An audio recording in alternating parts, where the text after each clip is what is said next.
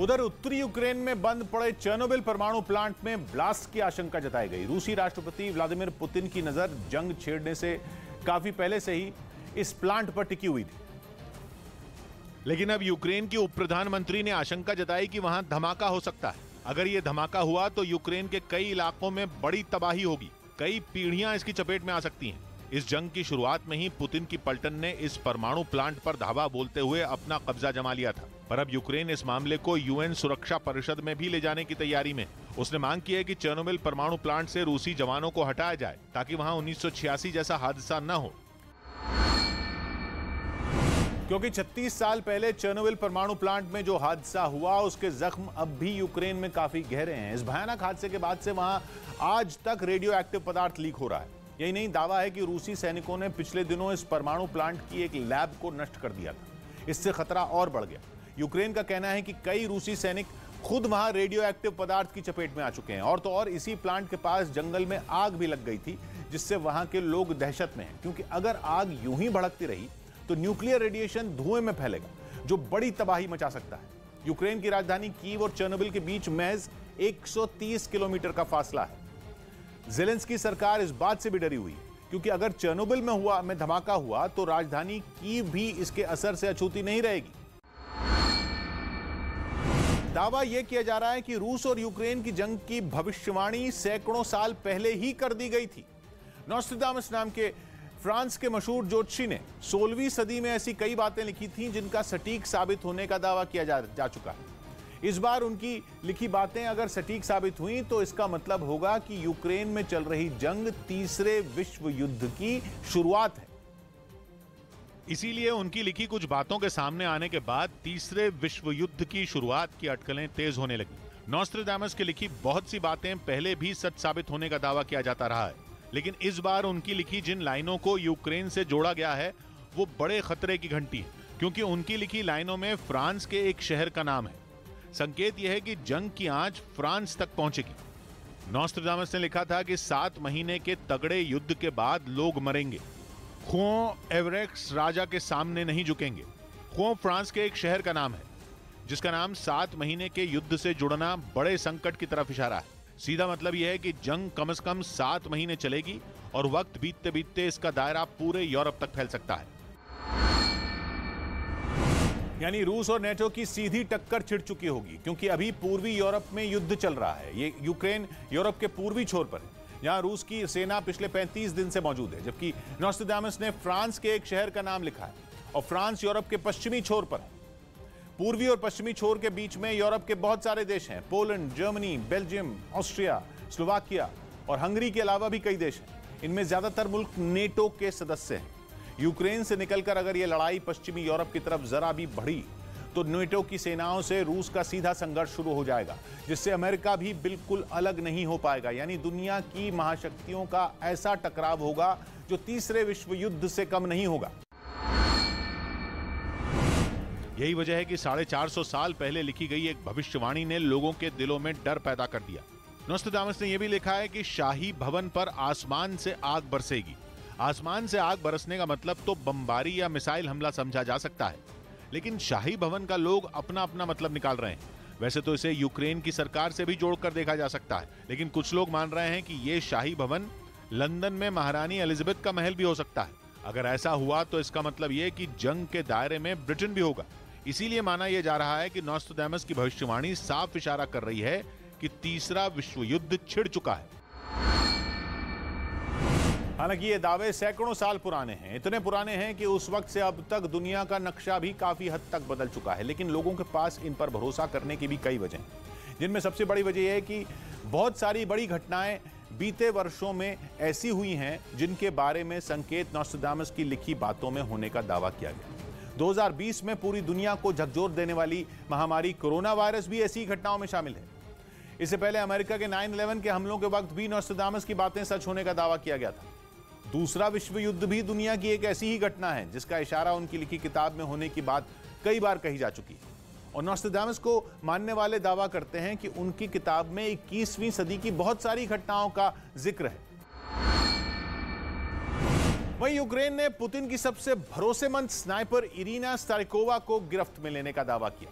Irina दुनिया की सबसे खूंखार स्नाइपर शूटर में एक है, जिस पर यूक्रेन के 40 से ज्यादा लोगों को मौत के घाट उतारने का आरोप है, जिसे डोनेट्स्क इलाके से यूक्रेन ने धर दबोचा। बताया गया कि जंग के दौरान इरिना को गोली लग गई, जिसके बाद रूसी सैनिक उसे छोड़कर वहां से आगे बढ़ गए। जख्मी हालत में मिली इरिना को यूक्रेन के सैनिकों ने अस्पताल में भर्ती कराया, तब जाकर उसका राज खुला। रूस की फौज के लिए हथियार उठाने से पहले इरिना एक नन थी और पुतिन के खास दस्ते में शामिल होते ही उन्हें नया नाम बगीरा दिया गया। सर्बिया की रहने वाली इरिना की तलाश यूक्रेन को 2014 से थी, क्योंकि उस पर यूक्रेन के 40 से ज्यादा लोगों के कत्ल का आरोप है। इस बीच रूस के राष्ट्रपति व्लादिमीर पुतिन के करीबी की एक आलीशान यॉट को लंदन में जब्त कर लिया गया। यह यॉट रूस के किसी बड़े कारोबारी की बताई गई, जो पुतिन का करीबी होने के साथ फी नाम की इस यॉट का मालिक भी है। लेकिन एक अवार्ड सेरेमनी का हिस्सा बनी इस यॉट को यूके के कुछ अधिकारियों ने जब्त कर लिया। ये कार्रवाई इस यॉट के रूस रवाना होने से ठीक पहले की गई और इसके पीछे की वजह रहा यूक्रेन में छिड़ा युद्ध और रूस पर लगाए गए प्रतिबंध। और इस कार्रवाई के बाद यूके की तरफ से यह साफ कर दिया गया कि फी को जब्त करना पुतिन और उनके समर्थकों के लिए कड़ी चेतावनी है। बताया जा रहा है कि रूस की यह आलीशान यॉट 59 मीटर लंबी है, जिसकी कीमत करीब 370 करोड़ रुपए बताई गई भारतीय रुपयों के हिसाब से। ये रूस की पहली यॉट है जिसे यूके में प्रतिबंध लगाए जाने के बाद जब्त किया गया। बताया गया कि जिस वक्त फी को पकड़ा गया तब उसमें क्रू का सिर्फ एक ही सदस्य मौजूद था, जबकि वो पिछले साल 11 दिसंबर से वहां थी, यानी कि करीब 3 महीने से।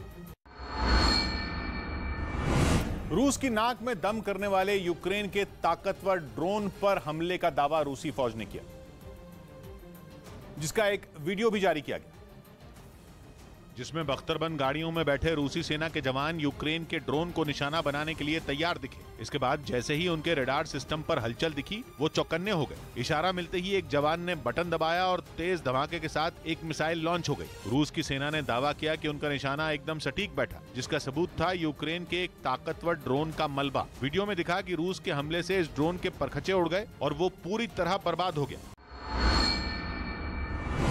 यानी जो रूस यूक्रेन पर गोला बारूद बरसा रहा है, उसी रूस में जोरदार धमाकों की रोंगटे खड़े कर देने वाली तस्वीरें सामने आई हैं।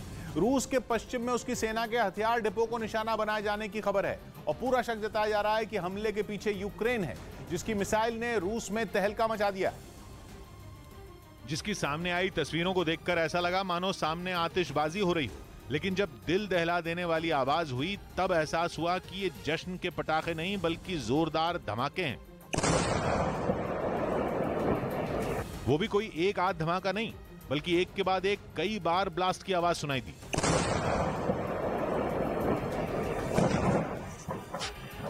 वीडियो काफी दूर से बनाया गया, लेकिन फिर भी विस्फोटों की कान फाड़ आवाज और तेज रोशनी ने लोगों की आंखें चौंधिया दी।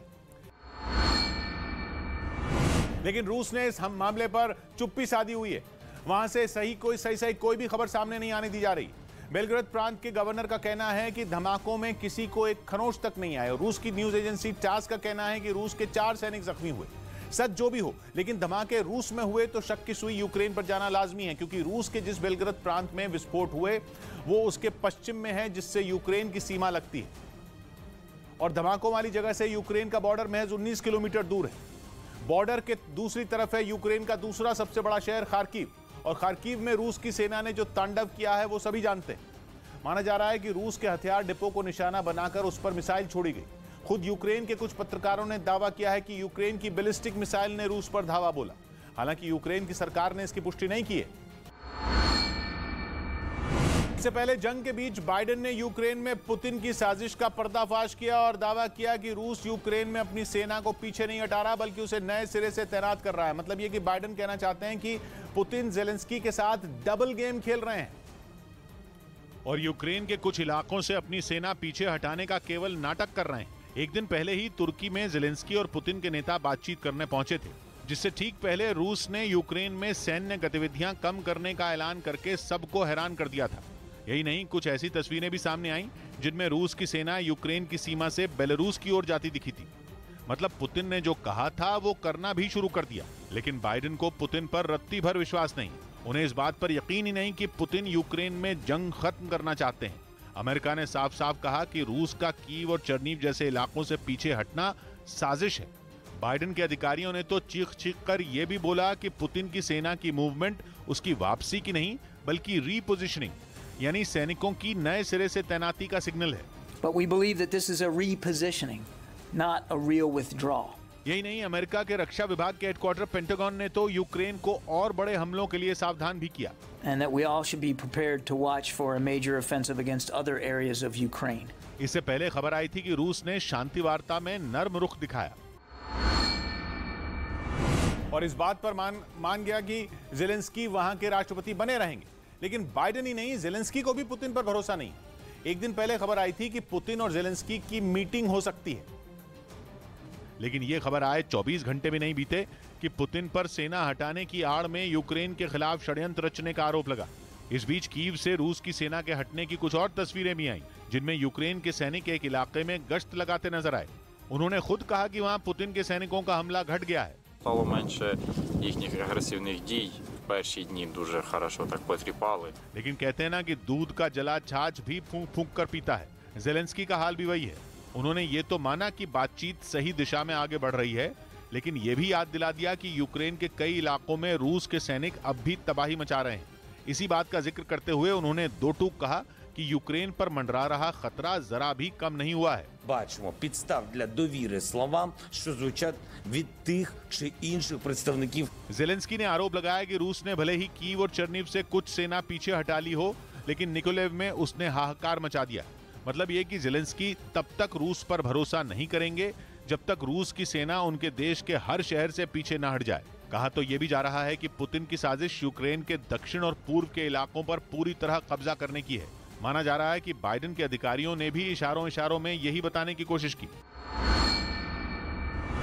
और रूस की सेना की रीपोजिशनिंग का दावा किया। कहा जा रहा है कि पुतिन का फोकस अब यूक्रेन के दक्षिण और पूर्व के इलाके पर है, जहां बढ़त बनाने के लिए वो उत्तर के कुछ इलाकों जैसे कि कीव और चर्निव से अपनी सेना घटा रहे हैं और अपनी पूरी ताकत दक्षिण और पूर्व के इलाकों में झोंकने की तैयारी कर रहे हैं। यूक्रेन के दक्षिणी इलाके में है खेरसोन, जहां रूस की भाषा बोलने वाले लोगों की अच्छी खासी आबादी है, जबकि पूर्व में है डोनेस्क और लुहांस्क, जहां रूस का समर्थन करने वाले अलगाववादी करीब 8 साल से लड़ रहे हैं। खबर है कि लंबी जंग की वजह से पुतिन की सेना की क्षमता घट चुकी है और इसीलिए वो अपने मुख्य लक्ष्य डोनेस्क और लुहांस्क की आजादी पर फोकस कर रहे हैं। रूस जंग की शुरुआत में ही इन दोनों इलाकों को स्वतंत्र देश की मान्यता दे चुका है।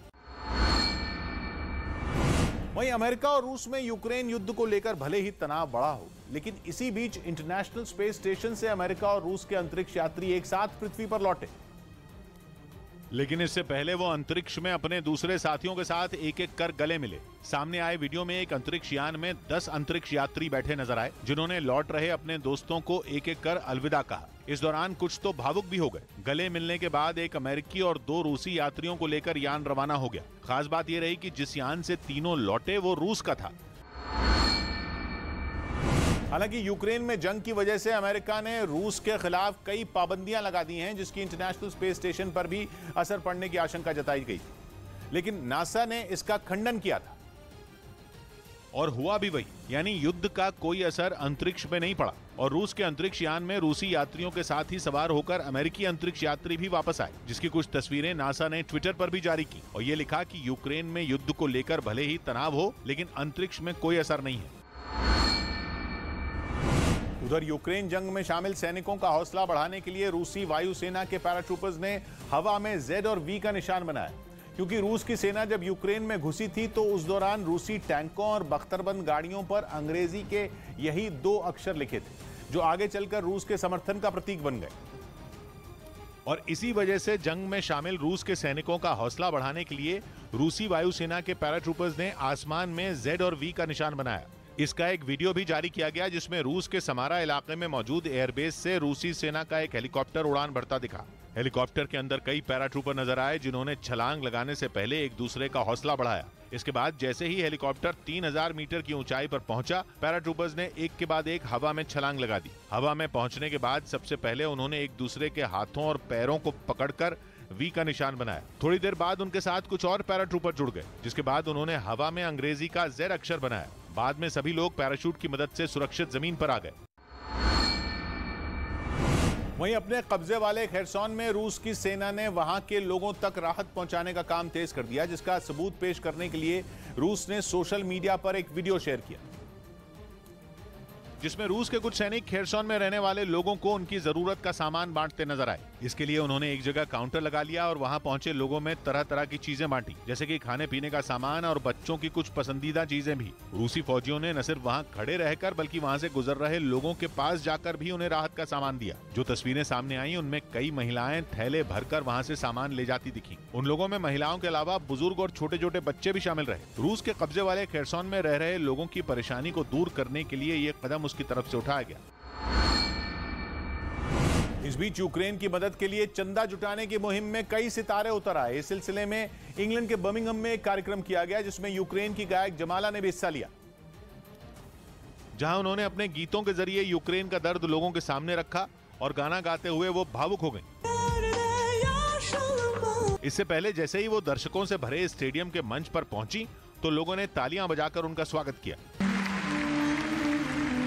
इस दौरान जमाला के एक हाथ में माइक तो दूसरे हाथ में उनके देश यूक्रेन का झंडा दिखा। फिर वो मंच से ही इस झंडे को फहराती दिखाई दी। बताया गया कि जमाला यूक्रेन के उन लाखों लोगों में शामिल हैं जिन्हें रूस के हमले के बाद अपने देश यूक्रेन से भागना पड़ा। और इसी दौरान सुरक्षित ठिकाने की तलाश में वो यूके पहुंच गईं, जहां उन्होंने अपने देश के लिए मदद जुटाने का अभियान शुरू किया, जिसमें यूके के गायक एड शीरन और अमेरिकी गायक कमिला कबेयो ने भी उनका साथ दिया। ये दोनों जमाला के साथ इस कार्यक्रम में मौजूद रहे। इस दौरान दर्शकों को उनकी जुगलबंदी ऐसी पसंद आई कि वो झूमते नजर आए। बताया गया कि संगीत कार्यक्रम से कमाए गए पैसों से यूक्रेन के लोगों की मदद की जाएगी।